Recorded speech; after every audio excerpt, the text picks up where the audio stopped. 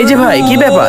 এদিকে মসজিদের নামাজ শেষ হয়ে গেলে এখনো আপনি বসে মদ খাচ্ছেন? হুজুর, নামাজ তো পড়তে চাই কিন্তু এর মায়া তো ছাড়তে পারি না। নাউজুবিল্লাহ, এসব কি বলছেন? এর পরবর্তী থেকে মসজিদের আশপাশে আপনাকে মদ খেতে দেখেছি। খবর খারাপ আছে কিন্তু বলে দিলাম। হুজুর, আমি চলে যাচ্ছি, আমাকে আপনি মেরেন না। আচ্ছা ঠিক আছে, চলে যান। এর পরবর্তীতে আমার সামনে মদ খেতে দেখলে পুলিশে ধরিয়ে দেবো। আশপাশে কেউ নেই, এখানেই খেয়ে নি। হুজুর কোত্থেকে আসলো?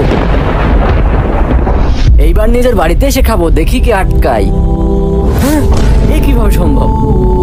হুজুর, আমি কখন থেকে আপনাকে খুঁজছি। কেন, কি হয়েছে? হুজুর, আমার সাথে একটা অলৌকিক ঘটনা ঘটে গেছে। আমি যেখানেই মদ খেতে গিয়েছি সেখানেই দেখছি আপনি আমার সামনে দাঁড়িয়ে আছেন। কি বলো? আমি তো মসজিদ ছেড়ে কোথাও যাইনি।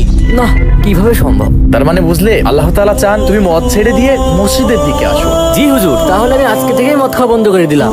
প্রিয় দর্শক, ভিডিওটি ভালো লাগলে লাইক করবেন এবং চ্যানেলটি সাবস্ক্রাইব করবেন।